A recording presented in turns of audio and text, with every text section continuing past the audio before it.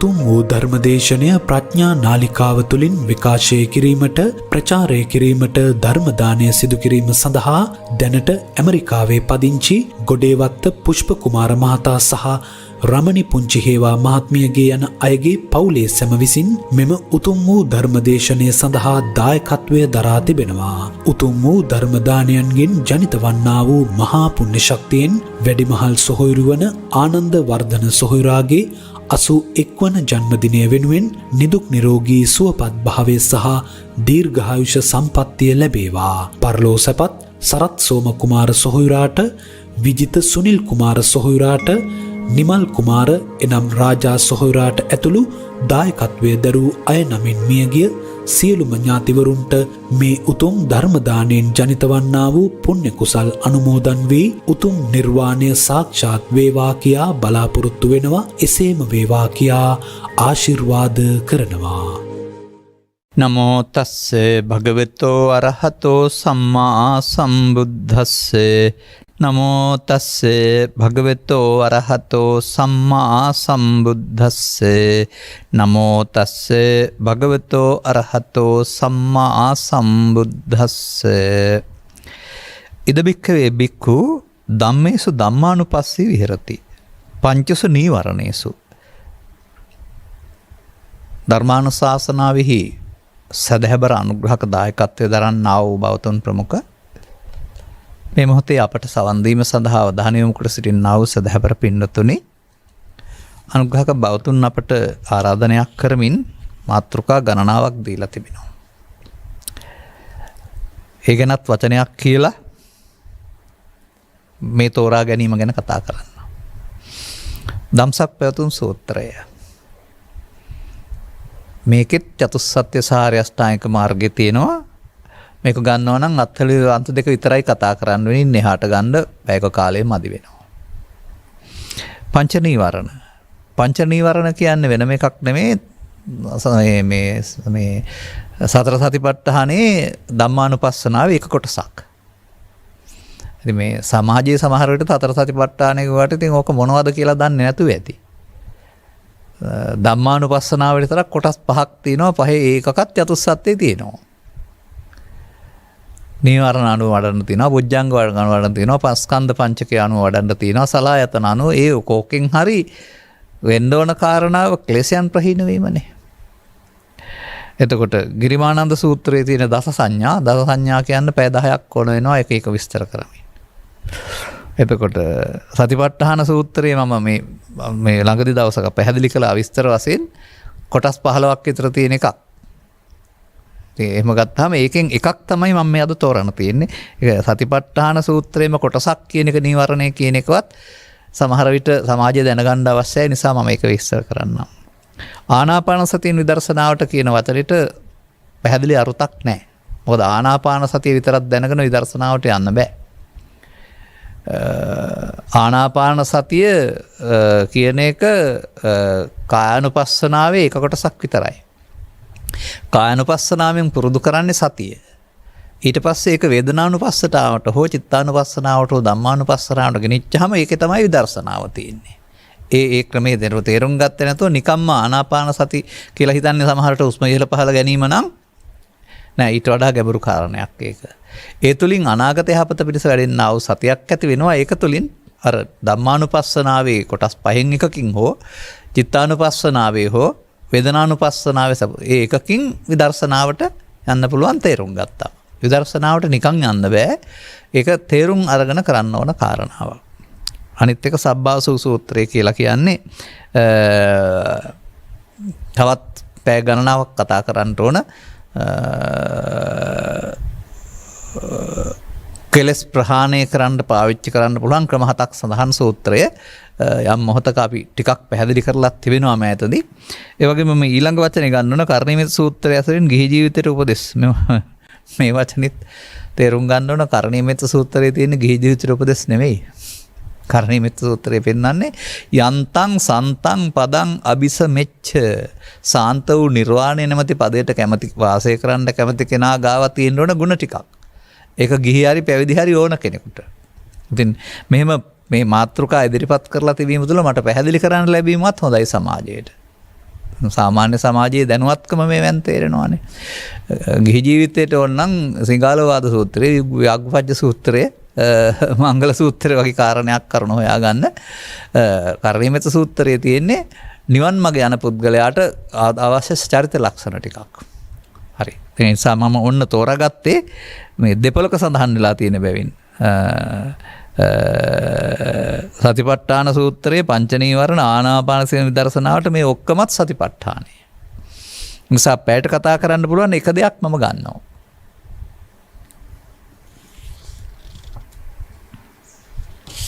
ඒ වගේ මේක අපි පැහැදිලි කරලා නැති බැවිනුත් මේ යටතේ ඒක සුදුසුයි කියලා මට හිතෙනවා.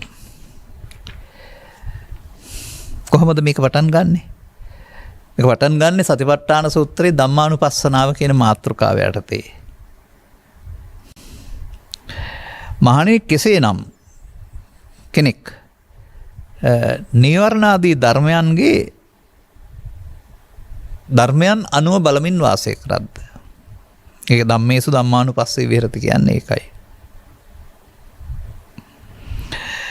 මහණෙනි මේ තෙම පංච නීවරණ ධර්මයන්හි ධර්මානුදර්ශීව ඒ නීවරණ ධර්මයන්ගේ ස්වභාවය ප්‍රහාණය කරන්න පුළුවන් ආකාරයට බලමින් වාසය කරයි.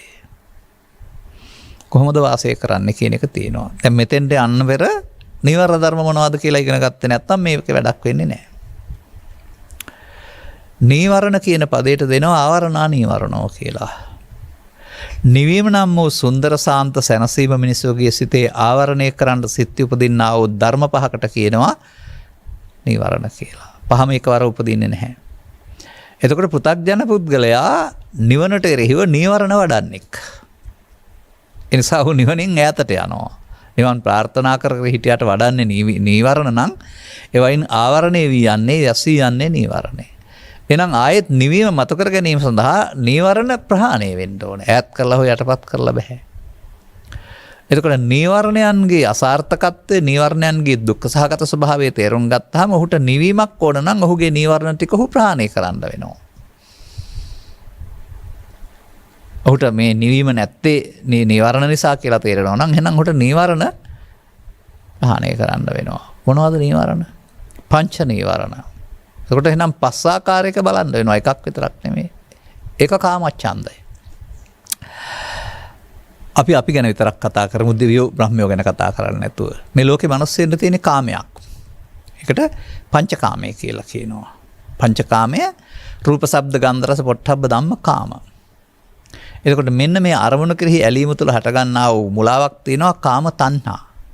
රූප තණ්හා, භව තණ්හා, රූප තණ්හා, සද්ද තණ්හා, ගන්ධ තණ්හා, රස තණ්හා, පොට්ටබ්බ තණ්හා, ධම්ම තණ්හා. එතකොට ඒක තමයි කාම කියන්නේ. එතකොට මේ කාම ඡන්දය නැමැති හැඟීම හිතට ආපුවාම ඒක ඉටු කරගන්න බලන්නේ. ඒක හොඳින් හෝ නරකින් නීත්‍යානුකූලව හෝ නැතුව Taman මේ කාමය කියන අදහස ඉටු කරගන්නට තමයි ඔහු මෙහෙවනු ලබන්නේ ඔහුගේ කය වචන. එතකොට කාමච්ඡන්දය බලවත් වුනහම ඔහු කාමච්ඡන්දයට යටත් වෙනවා.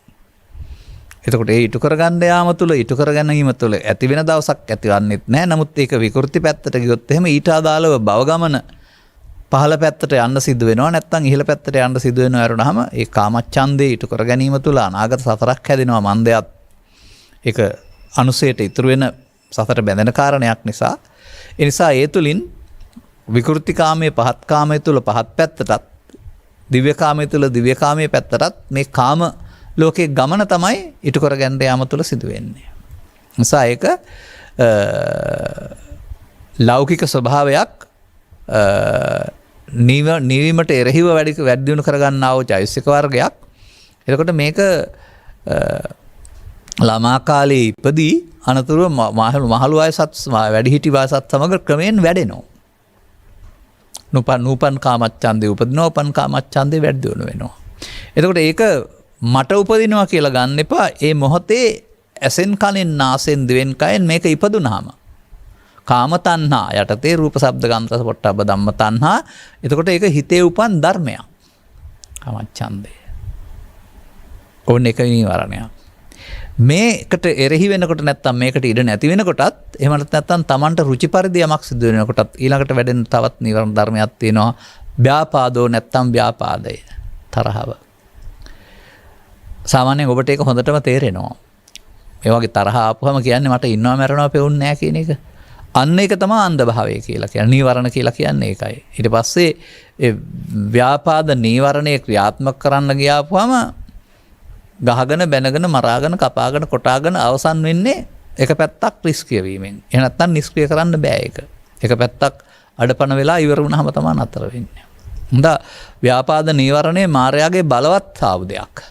මිනිසා නැසීම සඳහා මිනිසා දුකටපත් කිරීම සඳහා මිනිසාගේ අතට දීලා තිබෙන ඔවුනොවුන් නසා ගැනීම සඳහා බලවත් ආයුධයක්.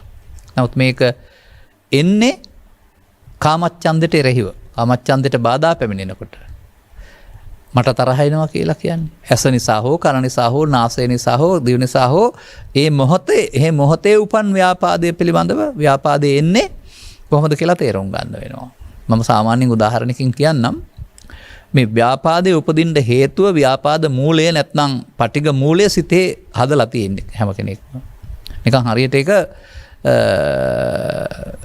ගිනි කූර තුළ තියෙන බෙහෙත් වගේ. බෙහෙත් වල ඇවිලීමේ හැකියාව තිබෙනවා නමුත් නිහඬව ඉන්නවා. මන්දයත් ගැටෙනතුරු. මේක පෘෂ්ඨයක ගැටුණාම අවශ්‍ය උෂ්ණත්වය එනකොට ගිනි මතු වෙනවා. අනෙක් ගැටීම වගේ තමයි එකක් තමයි මේ යම්කිසි ගැටීමකදී ඔබට කැමති පරිදි සිදුන වෙන ඕනෑම ගැටීමකදී මේ ගැටීමට එරෙහිව ව්‍යාපාදයේ උපදිනවා. විතරක් නෙවෙයි ඒක බලවත් නීවරණයක් වශයෙන් ක්‍රියාත්මක වෙලා සියලු දේවල් කඩලා බිඳලා පොඩි කරලා සුන්නත් දූනි කරලා දාන්න තරම් බලවත්. ව්‍යාපාද නීවරණය. එතකොට ව්‍යාපාද නීවරණය කොතරම් ඈතට යනවද කියනවා බලන්න කල්පනා කරලා. එතකොට ඊළඟට ගන්න ඕන කාරණාව තමයි තීන මිද්ද. කාමච්ඡන්ද ව්‍යාපාද තීන මිද්ද. තීන මිද්ද කියන කාරණෙන් කියන්නේ මොකක්ද කියලා තේරුම් ගන්න වෙනවා. තීන සහ මිද්ද කියලා කතා කරන එකේ තේරුම සිත සහ සිතුවිලි කියලා දෙකක් මේකේ පවතිනවා. සිත තුළ පවතින දේවල් සිතුවිලි, සිත නිසා සිතුවිලි, සිතුවිලි නිසා සිත වෙන් වෙන්නේ නැහැ. නමුත් මේ සිත සහ සිතුවිලි අදාළ නිවන් මාගේ යාම සඳහා මන්දෝත්සාහී වීමක් සිදෙනවා පස්සට ඇදෙනවා. අනේ බෑ කියලා. කම්මැලි හිතෙනවා. එහෙම නැත්නම් මන්දෝත්සාහී වෙනවා. නැත්නම් නින්දට වැටෙනවා. නැත්නම් තවත් මොනවා හරි රෝගී ලක්ෂණයක් වශයෙන් නොකරන්න කටයුතු දෙනවා. මෙන්න මේ කාරණානුවගත්කම යම්කිසි පුද්ගලයෙක් තීන මිද්දට වැටෙනවා කියලා කියන්නේත් සිතුවිලි උපදින්නා වූ ගිලන්වීමක් තුළ අර නීවරණ ප්‍රහාණයට ඉඩ නැතුව නීවරණයන්කට යට වෙලා යනවා. උද්දච්ච කුක්කුච්ච කියන පදයට තේරුම් ගන්න ඕන කරුණක්. උද්දච්ච කියන එක සමහර විට උඩඟු කියන අර්ථයෙන් උත් ගන්නවා. නමුත් සංසුන් බවක් නැතිකමටත් උද්දච්ච කියලා කියනවා. සිත සංසුන් බවක් නැතිකමට. ඒ වගේම කුක්කුච්ච කියන එකේ තේරුම කුකුස් කියලා ගත්තට තේරෙන එකක් නැහැ. මේකට සාමාන්‍යයෙන් පශ්චාත්තාපය කියලා ගන්න. පසුතැවිල්ල. යම්කිසි ක්‍රියාවක් සම්බන්ධයෙන් ඇතිවෙන පසුතැවිල්ල බරපතලයි පෘථග්ජන සමාජයට. සමහරට මරණීයයි. ඒ නිසා තමයි පසුතැවෙන්න වෙන දේවල් කරන්න එපයි කියලා කියන්නේ. මම මෙහෙම කතාවක් කියන්නම්කෝ. යම්කිසි ව්‍යාපාරිකයෙක් Taman සන්තක දෙයක් නැතිවීම පිළිබඳව සැක කරනවා සේවකයාව. කීවට ඉල්ලුවට දෙන්නේ නැහැ ගත්තේ නැහැ කියලා කියනවා. ඒ නිසා ගන්න මෙයයි කියලා සැක කරලා ඔහුට පහර දෙනවා. ඒ පහර දීමේදී ඔවුන් අතර ඇතිවෙනා වූ ගැටුමක් තුළ ඔහු මිය යනවා. දැන් මේ සත්‍ය කතාවක් වුණාට මේ අදාළ කිසිවෙක් මෙහි පිට නැති නිසා මේ හොයලා වැඩක් වෙන්නෙත් නැහැ. අනතුරුව මේ මරණය සියුදී අසාවක් ගැනීමක් බවට පත් කරලා නීතියෙන් ගැලවෙනවා. අනතුරුව මේ නැතිවුණ දේ පිළිබඳව කල්යාමේදී ඔහු අතින් සිදුවන ප්‍රමාදයක් වශයෙන් යම් තැනකට වැටීම නිසා අතුරුදහන් වී නැත්තම් සොයාගන්නට බැරි වී පසු ඒක අදාළ තැන විවෘත වීමෙන් මතුවෙනවා. මතුවනහම තමන්ගේ හිතත් කීකරු සේවකයා මරුම් කෑවේ වරදක් කරලා නෙමෙයි තමන්ගේ අතින් සිදුවන වරදක් වශයෙන් ඔහුට තේරෙනවා. දැන් ඔහු ටික ටික කෑම ගන්න සුදු මැලි වෙලා ඉන්නවා. වෛද්‍යවරු ගිහින් ගාවට ගිහින් බලපුවම ලෙඩක් නැහැ කියලා කියනවා. සති දෙකකින් මේ යනවා. බලන්න පශ්චාත්තාපය තරනවා. තමන් සැකක හිතලා දුරදර්ශී නැතුව ගත්ත තීරණයක් තුළ ඒක දරාගණ්ඩ බැරිවුණ හදවතට. ඔය කුක්කුච්ච කියන පදේ පැහැදිලි කරන්න මං උදාහරණය ගත්තේ. එතක මෙන්න මේ විදිහට තථාගතයන් වහන්සේ වදාරන්නේ පසුතැවිලි දේවල් කරන්න එපයි කියලානේ. ඒ පසුතැවිලි නොවී ඉන්න පුළුවන් ඉන්නේ ආර්ය පුද්ගලයින්ට අනිත් අය පසුතැවිලි වෙනවා.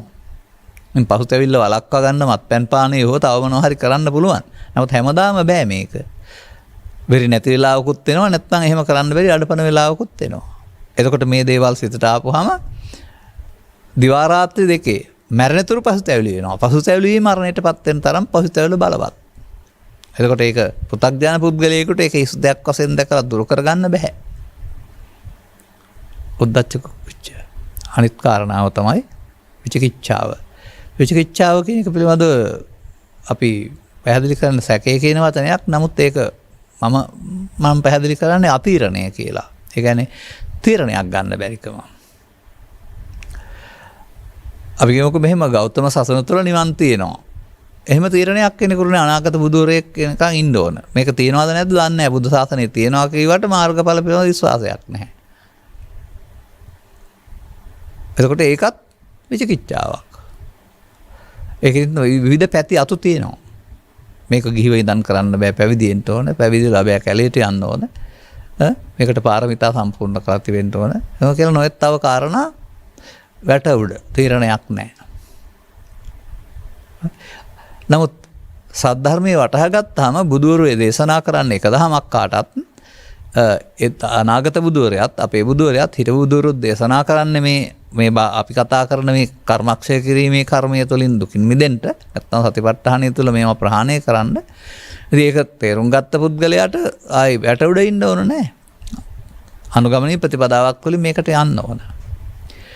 මෙන්න මෙසේ තමන්ගේ සිත් සතන්හි හට ගන්නා වූ චෛතසික සමූහයක් පස් ආකාරයකින් නිවීමට බාධා කරන බැවින් නිවර්ණ නම් වූ ධර්ම යටතේ ධර්මයේ විග්‍රහ කරලා තිබෙනවා.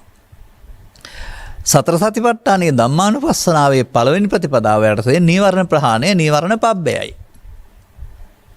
දැන්වත් තේරුම් ගන්නකො මේ සතිපට්ඨානය කියන්නේ එකක් නෙමෙයි කියලා.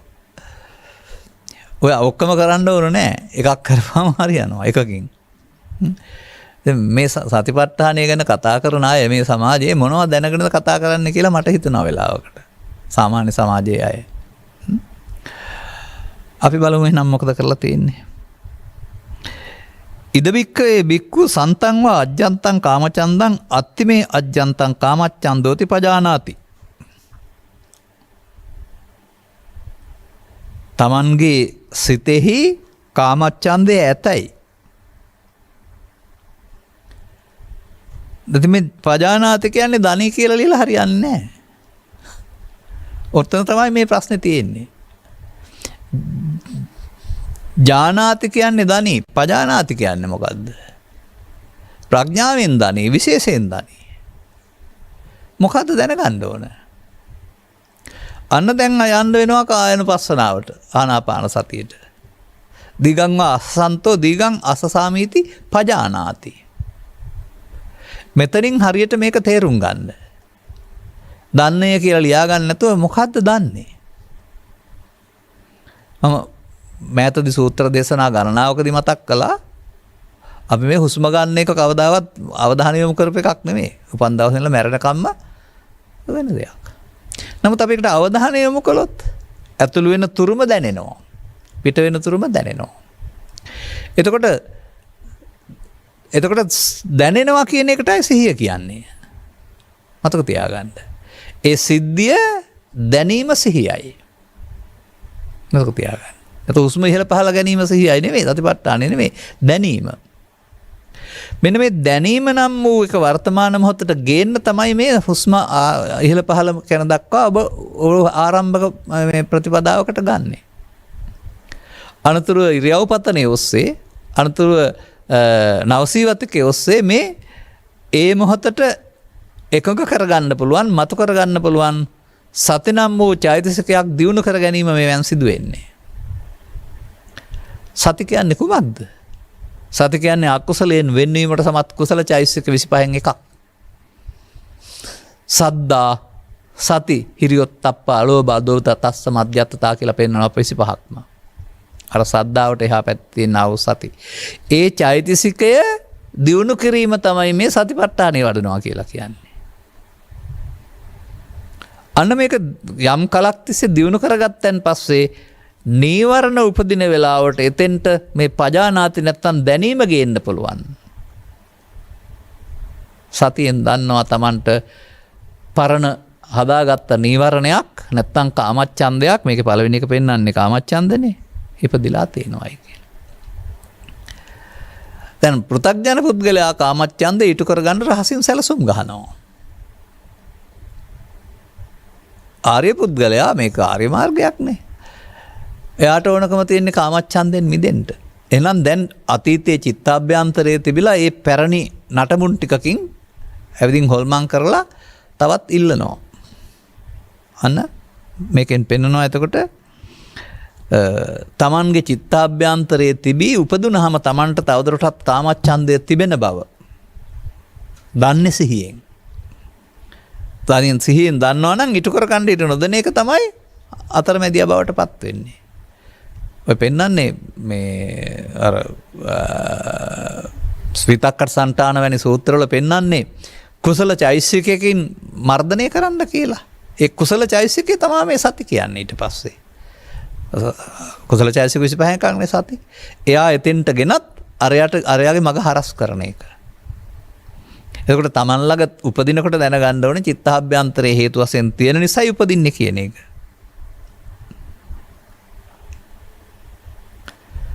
දැන් මෙහෙම ඉටුවෙන්ට නොදී ඉටු කරගන්න නොදී මේ මග හරස් කරන් ඉන්නකොට උසිතට තියෙන්න බෑ. ඕන දෙයක් ටික වෙලාවක සිතෙන් බැහැර වෙලා යනවා. ලෝභය, දේශය, මෝහය, ඊර්ෂ්‍යාව, ක්‍රෝධය, වෛරය හැම එකක්ම හිතේ තිබුණ නෑනේ බැහැර වුණානේ. බැහැර වී යනවා. බැහැර වී යනවා කියන එකේ තේරුම එහෙනම් නැතුවම ඒකත් දැනෙනවා සිහියට. දැන් මේ වදේ මගේ ළඟ දැන් නැහැ. එයා සිතින් අයින් වෙලා කියලා. තව ටිකක් එහාට යනකොට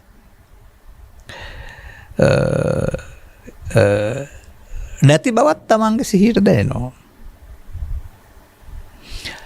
එතකොට ඊළඟට පේරුම් ගන්න ඕන බාහිර හේතු ගැටීම තුලින් පස්දරට නූපත් කාමච්ඡන්දයට අදාළ හේතු තියෙන නිසා උපදින්නවා කියන එක. ඒක වර්ධිකාරය බාහිර සමාජය නෙමෙයි තමන් විසින් හදාගත්ත චිත්ත අභ්‍යන්තරගත කාමච්ඡන්දේ උපදින්න අවශ්‍ය අපි කියනවා ඒකට ඇල්ම කියලා. ලෝභ මූලය කියලා කතා කරනවා. ඒ නිසා උපදින බව. තවදුරටත් තමන් ළඟ ශේෂය තිබෙන නිසා උපදින බව.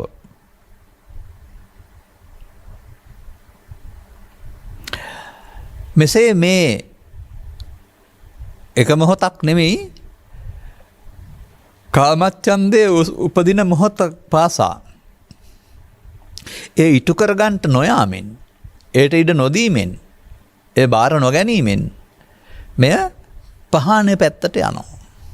දුර්වල වෙනවා. එතකොට යම් දවසක් මෙසේ වඩාගෙන යන විට බාහිරෙන් ගැටෙනකොට ඒ පිළිබඳ වෙනදා තිබුණා වූ ගිජුකමක් ලැබියාවක් ඉටු කරගන්න ඕනකමක් නැති තැන දක්වාම පජානාති. එතකොට ඉටු කර ගැනීමෙන් ප්‍රහාණයටපත් වෙන්නේ නැහැ. එය මමත්වයක් වශයෙන් දැකීමෙන් මමත්වයෙන් ගත්ත මුලාවක් වශයෙන් දැකීමෙන් එය නීවරණ ධර්මයක් වශයෙන් අපෙන් බැහැර යුතු කරදරකාරයක් වශයෙන් දැකීමෙන් බැහැර කිරීමේ ඕනකම තියෙන්න ඕන දුක අත මිදෙන්න ඕන පුද්ගලයාට.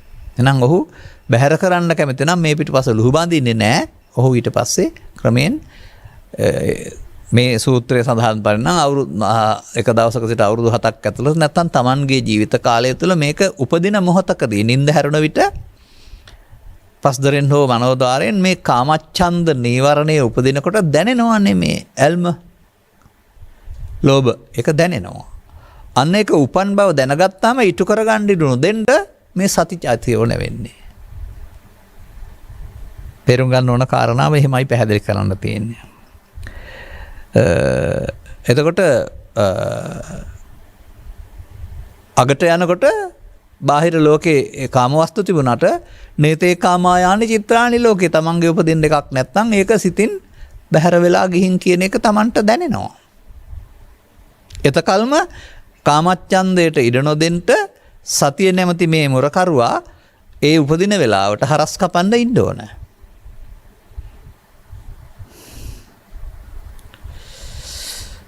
දෙවෙනි එකට යනවා. සන්තං වා අජ්ජන්තං ව්‍යාපාදං අත්තිමේ අජ්ජත්තං ව්‍යාපාදෝති පජානාති. එතකොට ඒකෙන් පැහැදිලි කරලා දාහරනවා තමන්ගේ චිත්තාභ්‍යන්තරෙහි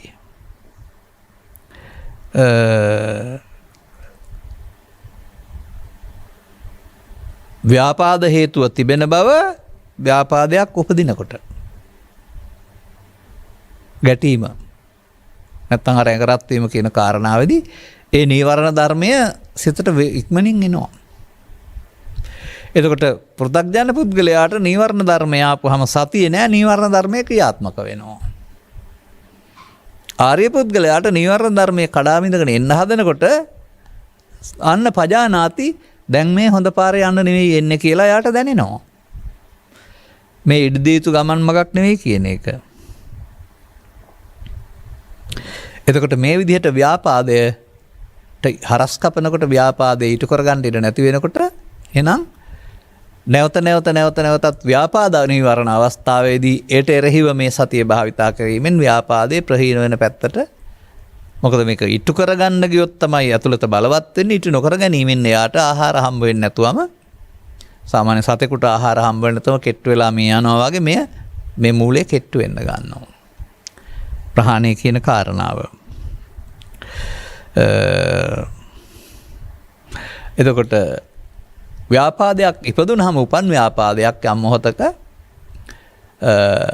ඉටු කරගන්න ගියොත් ප්‍රහාණය වෙන්නේ නැති බව දන්නවා. ඉටු කරගන්න නැත්නම් ටිකක් මොහොතකින් දැන් ඒක නැති බව තේරෙනවා. ඒ වගේම ටිකක් දින ගණනක් යනකොට වෙනදා තරම් මේක බලවත් නොවන බව සහ එන්න සූදානම් වෙනකොට අන්න පජානාති.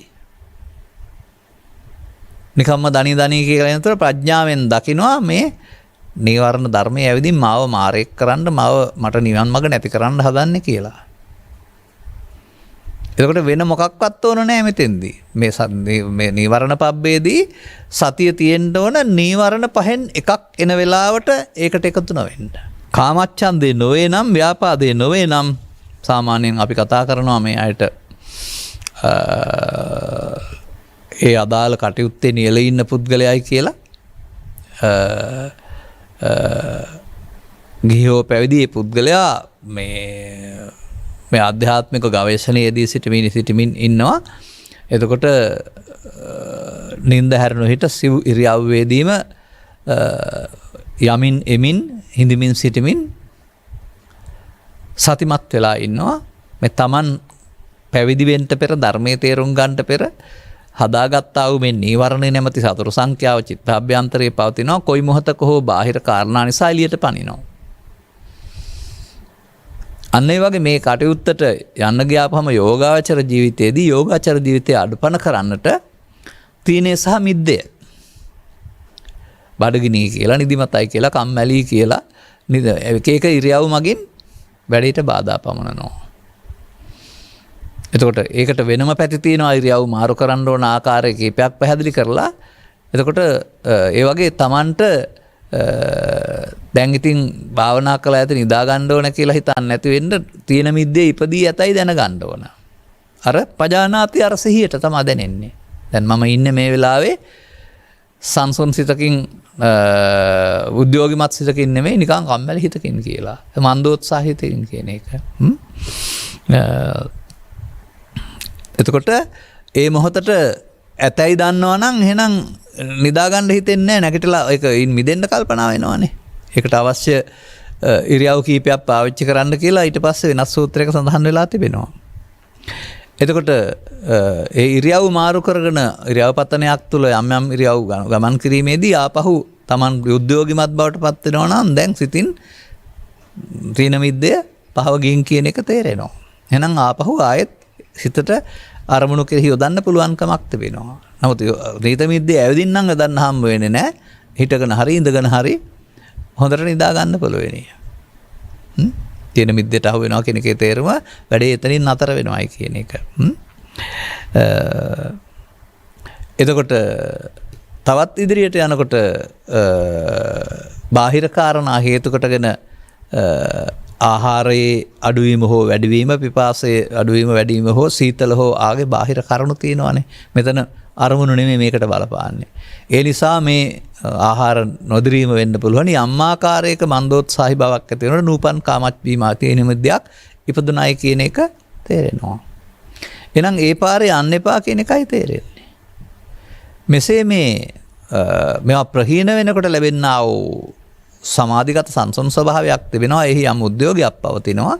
එතකොට අර අවුරුදු 7 ඇතුළත මේ පුද්ගලයාට තීන මිද්දය යලිත් උපදින්න නැති තරමට ප්‍රහීන වෙලා යනවායි කියන එක පිළිබඳව ඔහුට වැටහෙනවා ඇති. තුන්වෙනි කාරණාව. සන්තං වා අජ්ජන්තං උද්දත්ත කුක්කුච්චං අත්තිමේ අජ්ජත් උද්දච්ච කුක්කුච්චන්ති පජානාති. මොකද්ද? උද්දච්ච කුක්කුච්ච. සාමාන්‍යයෙන් එක තැනක පෙනලා තිබෙනවා ඔය සංසුන් ස්වභාවයක් නැතිකම පෙන්නන්නට අලු ගොඩකට පොල් පිත්තකින් ගහපුවම ස්වභාවය වගේ කියලා ඔය ඇවුස්සුන ගතිය උද්දච්ච. ඉතින් ඔය උඩඟුකම කියන අර්ථයෙන්ුත් ඇවුස්සුන ගතිය තිබෙනවා. නමුත් අර මම පැහැදිලි කළා වූ කුක්කුච්චේ නැත්තම් පශ්චාත්තාපය අදාළ කරුණක් මුල් කොටගෙන කෙනෙකුට උපදින්නේ. එතකොට කොතරම් බලවත්ද කියනවා නම් සතිය පැත්තකින් තියලා දින ගණන් පශ්චාත්තාප වෙන්න වෙනවා. එතකොට නීවරණයට යට වෙලානේ. නීවරණයට අහු වෙලා. එතකොට සංසුන් භවයේ ඉන්න ඕන කෙනාට නොසන්සුන් වුණාම දැන් තමා නොසන්සුන් කියන්න. ඒ වගේම පශ්චාත්තාපයක් නැතුව ඉන්න පුද්ගලයාට අදාළ පශ්චාත්තාපයට හේ කරුණු යෙදීම තුළ අභ්‍යන්තර පශ්චාත්තාපය තියෙනවා කියන්න දැනගන්න පජානාති කියන්නේ ඒකනේ. එතකොට ඒ පජානාති වැදගත් වෙන්නේ උද්දච්ච කුක්කච්ඡේදී.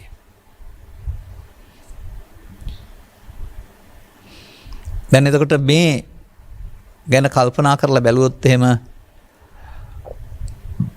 මොන නීවරණයටද මම සතිමත් වෙලා ඉන්න ඕන කියලා තීරණයක් ගන්න බැහැනේ. ඉන්න ඕන වර්තමාන මොහොතේ.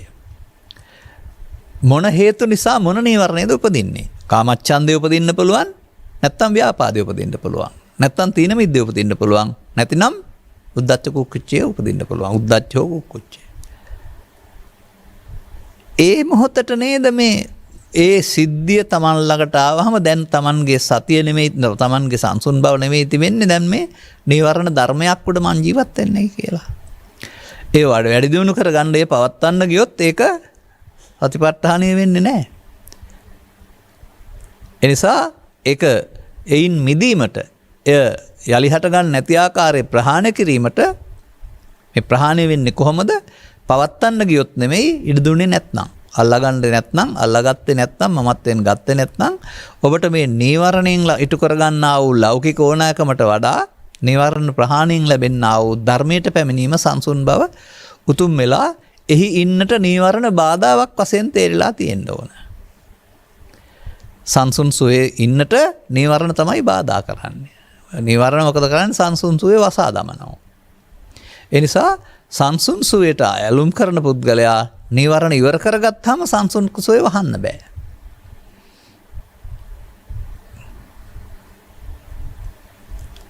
මෙන්න මේ විදිහට මේක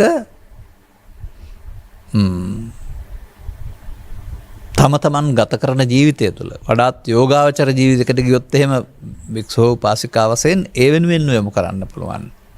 නමුත් ඒකෙන් කියන්නේ අනිත් ජීවිතවල එක බැහැයි කියලා.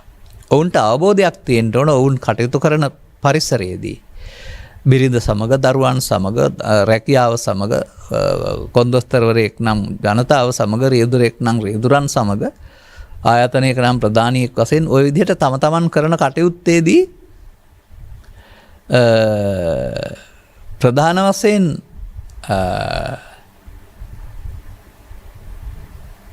එබඳු පුද්ගලයෙකුට කාපච්ඡන්දේ ඉටු කරගන්න ඕන ඇරුණාම ප්‍රහීන කරගන්න ඕන කමක් නැහැ පෘථග්ජන පුද්ගලයෙකුට.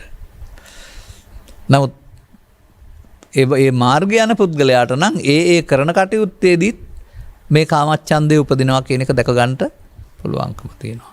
විශේෂයෙන් ව්‍යාපාදයේ කියන එක උපදිනවා කියන එක දැක ගන්න තියෙනවා. ව්‍යාපාදي තමයි මේ සමාජයේ බොහෝ විට ක්‍රියාත්මක වෙන්නේ විවිධ ඉරියව් වලින්.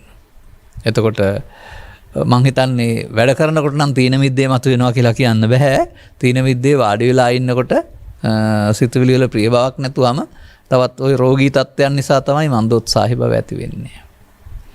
නොසන්සුන්කම කියන කාරණාව නම් ආහාර නිසා සහ ගැටෙන කාරණා නිසා සහ තමන්ගේ චිත්තාභ්‍යන්තරයේ තියෙනකොට සංසුන් බව වෙනකොට පොඩ්ඩක් විවේක නැතිකම සහ ඒ වගේම අදාළ කරුණක් සම්බන්ධයෙන් තමන් අතින් වරදක් සම්බන්ධයෙන් සිහිපත් කොට තැවෙන එක පශ්චාත්තාපය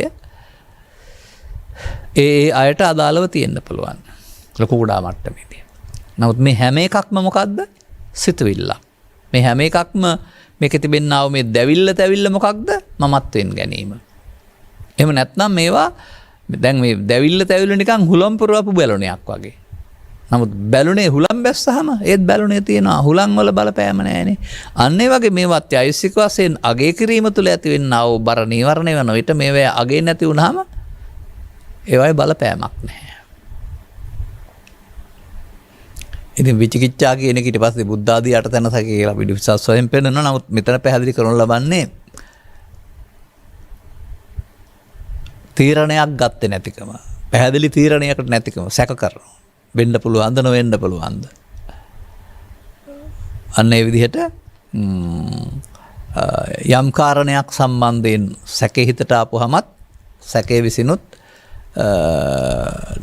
දැකයත් නීවරණයක් බවට පත් වෙනවා. ඉතින් ඒක විස්තර කරන්න ගියාම බුදුන් පිළිබඳ සැකේ කියලා කියන්නේ බුදුහාමුදුරුවෝ ඉපදුනේ ලංකාවේද ඉන්දියාවේද කියන එක පිළිබඳ සැකේ නෙමෙයි. එහෙම යද රටේ එක තියෙන්නේ. නමුත් බුදුන් පිළිබඳ සැකේ දුරු වෙන්නේ ධර්මයේ තේරෙනකොට. ඒ කියන්නේ සිද්ධාර්ථ කුමාරයා ඉපදුනා බුදු වුණා කියන එකකින් නෙමෙයි.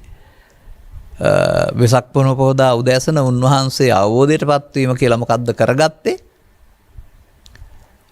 පංචස්කන්ධයේ ආත්මය තුල අපාගත වෙන එක, දිව්‍යයන් අතර උපදින එක, බඹලෝ යන එක නම් මේ භවගාමී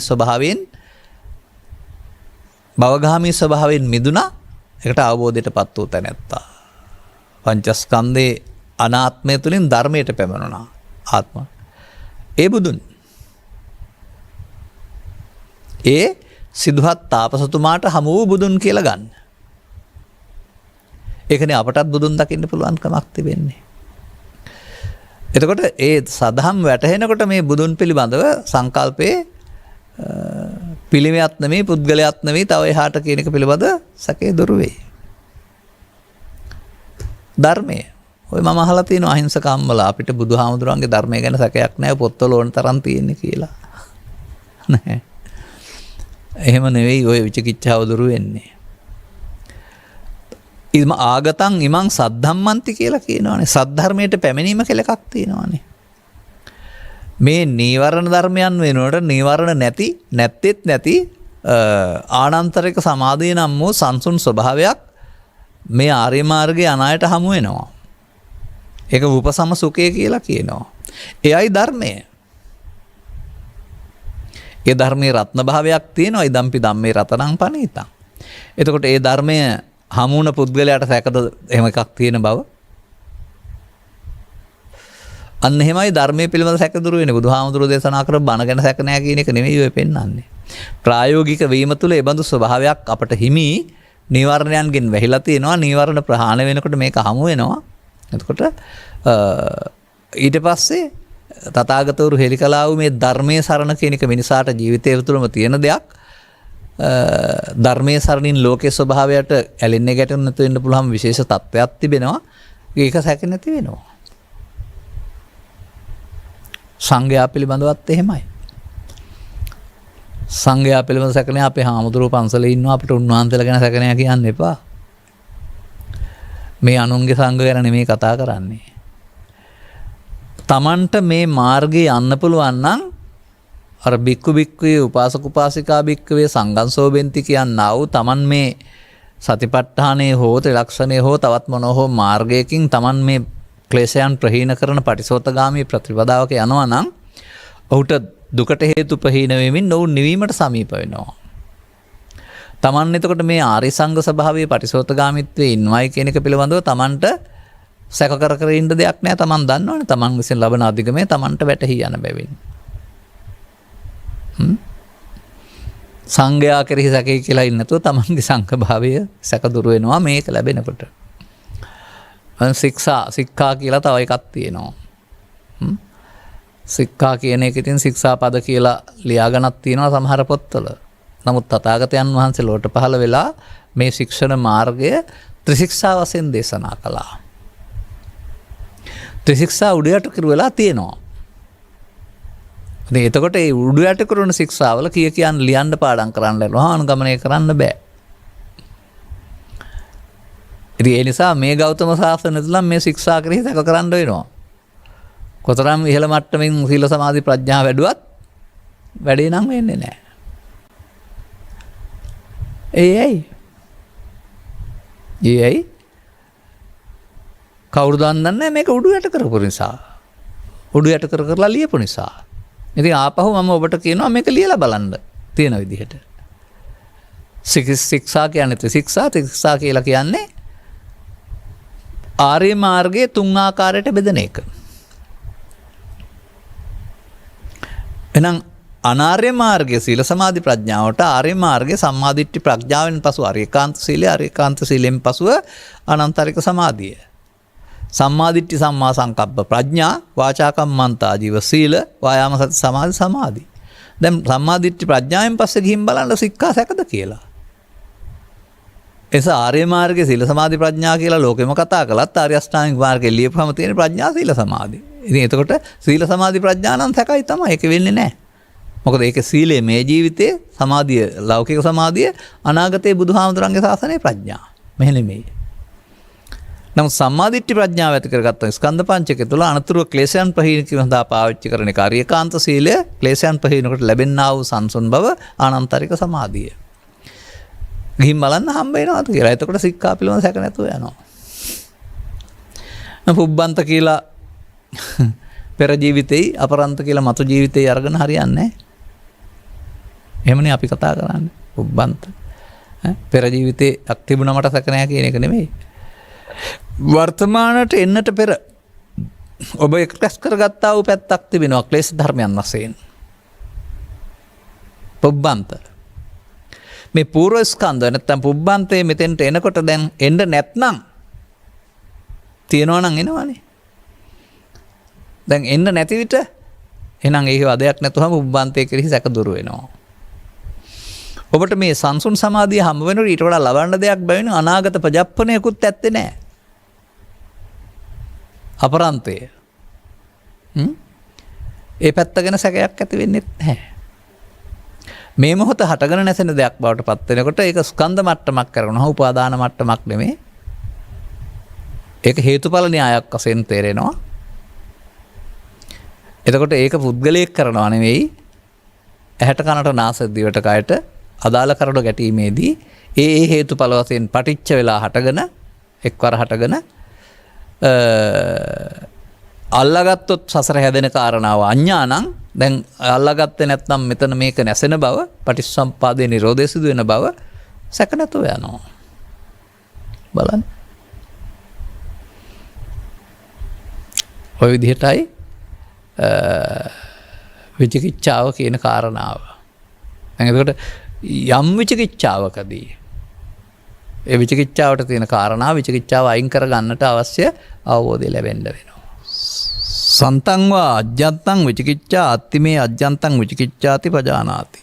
තමන්ගේ හිතේ ඒ වගේ විචිකිච්ඡාවක් තියෙන විට අන්න එහෙනම් අපට තමන් කිසියම් ආකාරයක සැකයකින් ඉන්න බව නුවණින් දන්නවා. ඒ දන්න එක තමයි සිහිය කියලා කියන්නේ. එනම් මේ සදහම් කරුණා වැටහෙනකොට මේ අතීරණයට එන්න බැරුව තමන්ට සංසුන් සමාධියකට එන්න පුළුවන් තීරණයකට එන්න පුළුවන්කමක් තිබෙනවා. විචිකිච්ඡා දුර වෙනවායි කියලා කියන්නේ. මෙසේ නැවත නැවත වැඩිම තුළ මේ සැක පහවී යනකට තමන් තුළ උපදින්න විචිකිච්ඡාවක් නැතයි කියලා නැති මොහොතට නෑ කියන එකත් තේරෙනවා. ඒ විතරක් නෙමේ තවත් කාරණයක් තුළ තවදුරටත් ශේෂ වශයෙන් තිබෙනවා නම් නූපන් විචිකිච්ඡාව උපදිනවා කියන එකත් තේරෙනවා. මේක වැදගත් කාරණේ තමයි මේවා චිත්තාභ්‍යන්තරයේ හේතු වශයෙන් තිබෙන අතුරු කෙනෙකුට හංගාගෙන ඉන්න බෑ. අදාළ කරුණු යෙදෙන විට අදාළ කරුණු නෙමෙයි වැරදිකාරයා. Taman හදාගත්තා වූ මේ නිවරණයන් Taman ජනිත කරගත්තා වූ රෝපණය කරගත්තා වූ වර්ධනය කරගත්තා වූ බලවත් දෙයක්.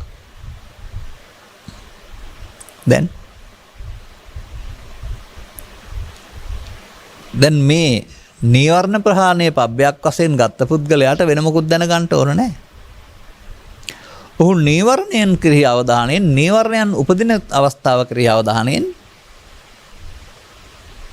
සිවිරියව පවත්නවා.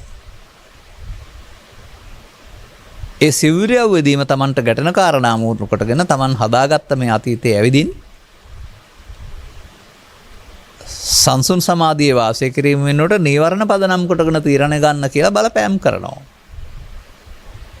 පෘථග්ජන පුද්ගලයා නීවරණයන්ට නීවරණයන් බලපෑම් වලට යටත් වෙලා කය වචන සිත මෙහෙවමින් ජීවිතය අවුල් කරගන්නවා. දැන් මෙතෙන්ට මේන් වෙන්වීම සඳහා සතිය ගෙන ආපු පුද්ගලයාට මේ සටන් භූමියක් බවට පත් කරගන්න මේට වහල් වෙලා ක්‍රියාත්මක වෙන්න ඉඩ නැහැ. මන්දයත් ඔහුට නීවරණයන්ගෙන් විඳින වදයට වඩා සංසුන් සමාධිය මතු කර ගැනීමෙන් ලබන්නා වූ ප්‍රතිලාභයේ විශාල බව තේරෙනවා.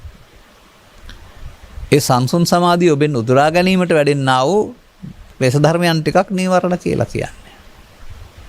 නිකන් හරියට මෙහෙම කියන්නත් පුළුවේනේ. කෙත සකස් කරලා බීජ රෝපණය කරලා තිබෙනවා. පොහොරක් දාලා තිබෙනවා. පොහොර ටික උරාගෙන වල් පැලෑටි වැඩෙනවා. මේ වල් පැලෑටි වලට පොහොර උරා ගැනීමේ ශක්තිය වැඩි. ඒ නිසා බීජ බාල වෙනවා, වල් පැලෑටි වර්ධනය වෙනවා. මේ ඔබටම සත්‍ය පැත්තට යන්න තිබෙනා ඔබේ ශක්තිය මේ චිත්තසංතානයේ නීවරණයන් විසින් උරා ගන්නවා. ඔබේ ආධ්‍යාත්මිකය එතකොට කැසඟ වෙනවා. එනිසා කෙනෙකුට නීවරණයන් පිළිබඳ මනා අවබෝධයක් තිබෙනවා නම් නීවරණයන් සතුටින් ඉන්න වෙලාවට දැන් නැහැ. නමුත් නීවරණයන් උපදින්න කාරණා යදුනහම කාමච්ඡන්ද නීවරණයේ ආසක්ත පුද්ගලයාට අදාළ කරුණු යෙදෙන විට ඒ ඉටු කර ගැනීම සඳහා ප්‍රයෝගකාරී වෙන්න, කෛරාටික වෙන්න උපක්‍රම යොදන්න නීවරණ විසින් සැලසුම් හදනවා. මේ පු탁ජන පුද්ගලයා එක කරනවාමයි බලන්න දෙයක් නැහැ. නමුත් ඔබට නිවීම අවශ්‍ය නම් ඔබ මෙයාට ඉඩ දීලා පරදිලා හරියන්නේ නැහැ. උපදින වෙලාවට එයාට එතනින් එහාට යන්න නොදෙන්න මේ පජානාතිය ආරම්භ වී අවසානයේ දක්වාම නීවරණ ඔස්සේ ප්‍රහාණයට එයට ඉඩ නොදීමට එයට එකතු නොවීමට මේ පජානාති නම් වූ දැනීම දැන්ම පාවිච්චි කරන්න. සති කියන කාරණාව පැහැදිලි වෙන්නේ එහෙමයි. පැහැදිලිම කාරණය තමයි මේ ඉන්න හිනාව, මේ ඉන්න සතුට, මේ කියන කාරණාව වෙනුවට ඔබේ සිත සතන්හි කැළමිලි ස්වභාවයක් ඇති වී, කටහඬ වෙනස් වී, ඇස් රතු වී, රුධිර පීඩනය ඉක්මන් වී, වචන වෙනස් වී අර බලවතා මතු වෙනවා. එයා ආපු ගමන් ඔබ ළඟ නැත්තේ නිවීම කියලා තේරෙන්න වෙනවා. එහෙනම් ඒක එනවා දැනෙනවා. පෘථග්ජන පුද්ගලයාට එනවා දැනෙන්නේ නැහැ. එකතු වෙලා අවුල් හදාගෙනයි දැනෙන්නේ. නමුත් මේ දියුණු කරන පුද්ගලයාට මේක එන්න හදනකොට දැන් එන්නයි හදන්නේ. දැන් ව්‍යාපාදයට එරෙහිව අව්‍යාපාදයේ වඩනවා කියන්නේ මොකද්ද? ව්‍යාපාද නොකිරීම. ඒකනේ මෛත්‍රිය කියලා කියන්නේ. ඒකත් කුසල චෛතසිකයක්. එහෙනම් ඒ මත තීරණ නොගන්ට තරම් ඔබ බලවත් වෙලා ඉන්නවා නම් ඔබේ සතිය බලවත් එයාට එකතු නොවෙන්න. එකතු වුණොත් තමයි මේ වියමන තුලින් සතර හැදෙන්නේ. එකතු වුණොත් එයාට ටික වෙලාවකින් යන්න වෙනවා. ඒකට අගේ එකතු කරලා ශක්තිය නොදීම තුළ මේ තමයි ප්‍රහාණ වෙන මාර්ගය. නැවත නැවත භාවිතා කිරීමෙන් බලවත් වුණා වගේ නැවත නැවත භාවිතා නොකිරීමෙන් බලය හීන වී යාම තුළින් දින ගණනක් හෝ අවුරුදු 7ක් තුල තව ඊට එහාට හරි නිවරණ ඔස්සේ බලන්න ඔබට අවබෝධයක් තිබෙනවා නම් ව්‍යාපාදය ප්‍රහීන වුණ තරමට සමාධිය ඔබ ළඟ තියෙවි. ඒකයි වට නීවරණ කියන පදේ යොදලා තිබෙන්නේ. ඒවාම සිතට ආවිට නැති දෙයට කියනවා නිවීම නෑ කියලා. ඒවා නැති විට නැති කරලා බලන්න එහෙම දෙයක් සිතේ තියෙනවද කියලා. කාමච්ඡන්ද ව්‍යාපාද. එතකොට රැකියාව සම්බන්ධ කාරණයක් වශයෙන් තීන මිද්ද ගන්න බෑ. තීන මිද්ද ගන්න වෙන්නේ යෝගාචර ජීවිතයක්ම ගත කරන පුද්ගලයාට උණුසුම සීතල නිසා, බඩේ රුජාව නිසා, පිපාසය නිසා, මැස්සන් මදුරුවන් නිසා, පරිසරයේ පවතින තවත් කාරණයක් නිසා, නැත්නම් කම්මැලිකමක් හිතෙන නිසා මේ වැඩේ අත්හැර දාන්න. වැඩේ අත්හැර දාලා මීට වඩා නිදා ගන්න එක සපයි කියලා. එහෙමනේ තීන මිද්දට හොඳට නිින්ද යනවා. ඒ වගේ අවස්ථාවක එබඳු මග යන පුද්ගලයෙකුට දැන් වෙලාව ඔන්න ඇවිදින් හතුරා මෙයාට එකතු වෙනවට එයාගෙන් මිදෙන්න අතපය ගසා දාන්න, හයියෙන් කතා කරන්න, සක්මන් කරන්න තව පෙනලා තියෙනවා කාරණා ගණනාවක්. ඒක ඉවත් වෙනතුරු ආයෙ ඉරියව්වට යන්න එපයි කියලා. ඒ තීන මිද්ද ප්‍රහාණය සඳහා. ඉතින් ඒ තීන මිද්දේ යෝගාචර ජීවිතයක් ගත කරනකොට උපදින අය මේ සම්බන්ධයෙන් තේරෙනවා. නමුත් අපට මේ සුන්දරතර වූ නිර්වාණයක රසය නැත්නම් තීන මිද්දට අහුලා නිදා ගන්න එක වැඩියෙන් සපයි කියලා හිතෙනවා.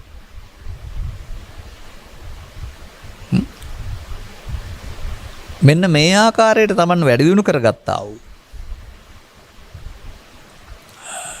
උද්දච්චය කියන එකත් නැවත නැවත මේ විශේෂයෙන් ලෝභ මොහ, දේශ මොහ භාවිතා කිරීම තුළින් තමයි උද්දච්චය නැත්තම් මේ නොසන්සුන්කම හටගන්නේ.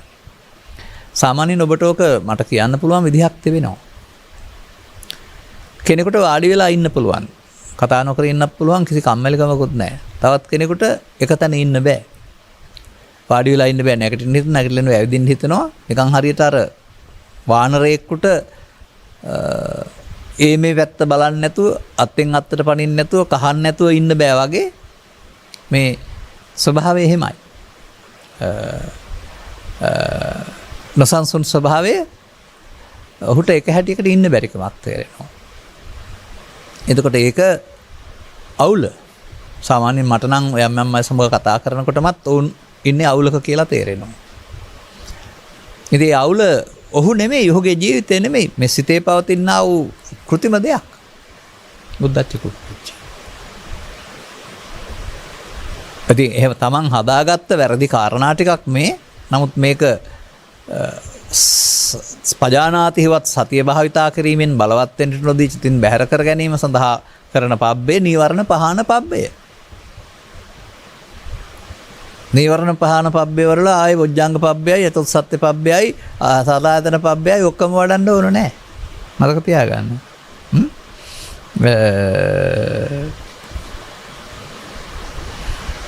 තවත් එක වචනයක් මට මතක් කරන්න ඕන මෙතන අවසන් වශයෙන්. ඉති අජ්ජත්තං වා ධම්මේසු ධම්මානුපස්සී විහෙරති, බහිද්ධා වා ධම්මේසු ධම්මානුපස්සී විහෙරති. ඔන්න වචන දෙකක් තියෙනවා. දැන් තව තැනකින් මම ඔබට අරන් පෙන්නනවා ආධ්‍යාත්මික ආයතන, අජ්ජත්තිකානි ආයතනානි, ඇස, කන, නාසය, දිව, කය, සිත. ඉන්ද්‍රිය නෙමෙයි, ඇහි පහළ වෙන සිත.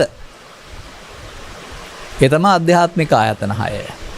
එතකොට බාහිර ආයතන කියන්නේ බාහිර ලෝකේ තියෙනවා නෙමෙයි, ඒවා නිසා, රූපේ නිසා, ශබ්දේ නිසා එතන පහළ වෙන රූපේ අරමුණ.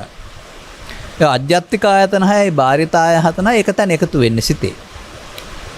එතකොට පිටමකුත් නැහැ, බාහිර අරමුණු දව කරන පහළ වෙන එක තමයි රූපේ, ශබ්දේ, ගන්ධේ, රසේ. බාහිර ඇස, කන, නාසය අජ්ජත්තික. දැන් මෙතන තියෙන්නේ එහෙමද බලන්න. ඉති අජ්ජත්තං වා ධම්මේසු ධම්මානුපස්සී විහෙරති. මෙසේ තෙම තම සතන් චිත්ත සතන්හි නීවරණ ධර්මයන් කෙරෙහි ධම්මානුපස්සීව වෙසේ. මෙරමාගේ සතන්හි නීවරණ ධර්මයන් කෙරෙහි ධම්මානුපස්සී. අනික් සිත් සතන් ගා බලන්නත් තියෙනවා මේකේ. දැන් මේ අජ්ජත්ත බහිද්ද හරිද? තමුන්ගේ අනුන්ගේ බලන්න කැලේට යන පුද්ගලයා දෙන්නෙක් අක්කන් ගිහින් ඉස්සරහින් වාඩි කරන් ඉන්න වෙනවා නේද? එතකොට මේවට කියන්නේ පරිවර්තනීය දෝෂ. මේ දෙන්නෙක් එකතු කරන අජ්ජත්ත බහිද්දාවක් තියෙන්න බෑ. අජ්ජත්ත සිත ඇතුලෙන් එන දේවල්. අය මනෝද්වාරිකව තියෙනකොට එනවනේ. බහිද්දේ බාහිර හේතුවක් නිසා උපදින දේවල්. තමන්ගේ බලන වරුණා අනුන්ගේ බැලිල්ලක් කොහෙද තියෙන්නේ? මෙහෙම දේවලුත් මේවා තියෙනවා. අර හකුරු කන්නත් ගොරෙක් වන කියලා කියන්නේ. මම සිවුම් පිළිබඳ සිවුම් නිරීක්ෂණයක් කරන්නේ නැතුව, වෙන්න ඕන කාරණාව තේරුම් ගන්න නැතුව වචනේ පරිවර්තනය කරන අනුගමනය කරන්න ගියාපුවාම වැඩේ වෙන එකක් කරන්නේ. හින්දා කල්පනා කරලා බලන්න අජ්ජත්ත තමන්ගේද බහිද්ද අනුන්ගේද කියලා බලන්න කල්පනා කරලා. මම නම් කියනවා අජ්ජත්ත කියන්නේ බාහිර හේතු නැතුව සිත ඇතුලෙන් එනවා මනෝදාරිකව මේ නීවරණ ධර්මයන්. ඒ වගේම බාහිර හේතු නිසා එනවා. එතකොට බාහිර හේතු නිසා එන එක බහිද්ද. අනුන්ගේ බැලිල්ලක් නැහැ. තමන්ගේම දෙපැත්තේ බලන එකක් තියෙන්නේ. නීවරණයන්ගේ විනාශයට කාරණා වූ දෑ නොඑක් අයුරින් පුනපුනා බලන සුළු වූයේ. නීවරණ ධර්මයන් හි ධම්මානුපස්සීව වෙසෙයි. විනාශයට කාරණා බලමින් ප්‍රහාණය පිණිස අනුගමනය කරන ක්‍රියාමාර්ගය. නීවර ධර්මයේ ඇතැයි ඔහුට තේරෙනවා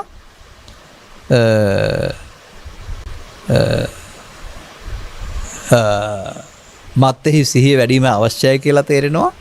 නිවර්ණයන් ඉඩ නොදීම තුළ අජානාති තුලින් ඒව ප්‍රහාණය වී යන තේරෙනවා. ඉන්හා පැත්තට පෙන්වක පදාරනවා යාවංච ඥානමත්තාය පති සතිමත්තාය අනිශ්චිතෝච විහෙරති නචකින්ච ලෝකේ උපාදීයති. මේ ස්කන්ධ ලෝකෙහි මනෝද්වාරයෙන් ආවත් බාහිර ద్వාරයෙන් ආවත් උපාදානයේ කොට ගන්න අල්ලා ගන්න දෙයක් නැහැ. අල්ලා නොගැනීමට ක්‍රියාත්මක වෙනවා.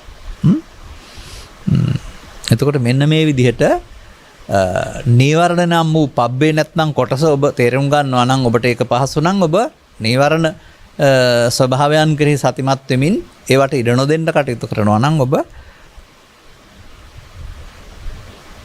ධම්මානුපස්සනාව වඩන්නේ.